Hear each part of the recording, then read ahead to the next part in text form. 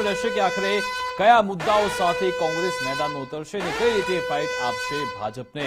ફરી એકવાર બઝર વાગી ચૂક્યું છે। મોટા સમાચાર, સાબરકાંઠા બેઠકથી ભાજપના ઉમેદવારે ઉમેદવારી નોંધાવી છે। સાબરકાંઠા બેઠક કે જ્યાં ભારે ઉહાપો મચ્યો હતો, અહીંયા તો ઉમેદવાર બદલવામાં આવ્યા હતા। ભાજપના ઉમેદવાર હવે શોભનાબેન બારૈયા છે। તેમણે હવે ઉમેદવારી ફોર્મ ભરી લીધું છે। જિલ્લા કલેક્ટર કચેરી ખાતે ઉમેદવારી ફોર્મ તે ભરવા પહોંચ્યા હતા। રમણ વોરા તેમની સાથે ઉપસ્થિત હતા। ફોર્મ ભરતી વખતે ઉમેદવારી પત્ર ભરીને શપથ ગ્રહણ પણ કર્યા છે। શોભનાબેન બારૈયા ધારાસભ્યોની હાજરીમાં ઉમેદવારી નોંધાવી હતી। શોભનાબેન બારૈયા કે જે હવે ઉમેદવારી પત્રક ભરી ચૂક્યા છે।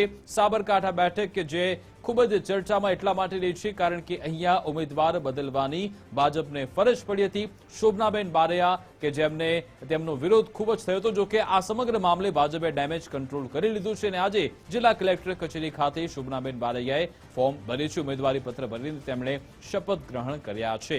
શોભનાબેન બારૈયા કે જે હવે સીધી જે ફાઇટ આપી રહ્યા છે કોંગ્રેસને અને આજે ખૂબ જ આત્મવિશ્વાસ સાથે તે ઉમેદવારી પત્ર નોંધાવવા માટે પહોંચ્યા હતા। સાબરકાંઠા બેઠકથી ભાજપના ઉમેદવાર છે શોભનાબેન બારૈયા। આજ અંગે જાણકારી આપશે સંવાદદાતા યશ ઉપાધ્યાય અમારી સાથે જોડાઈ ગયા છે। યશ, શોભનાબેન બારૈયાએ ઉમેદવારી ફોર્મ ભર્યું, કેવો વિશ્વાસ તેમણે વ્યક્ત કર્યો જીત માટે?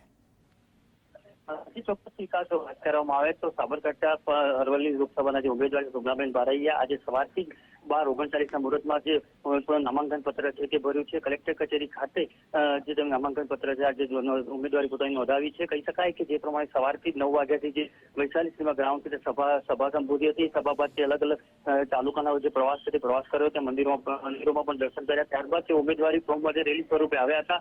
ત્યારબાદ તેને ઉમેદવારી પત્ર ભરી ઉમેદવારી ફોર્મ ભર્યા પછી તેમને જીતનો વિશ્વાસ વ્યક્ત કર્યો છે। સાથે જે વિકાસની વાતો છે તે વિકાસનો વેગ જે વધુ વેગ બનશે તેવી પણ વાત કરી હતી। જી વિકાસ। બિલકુલ, આભાર યશ તમામ જાણકારી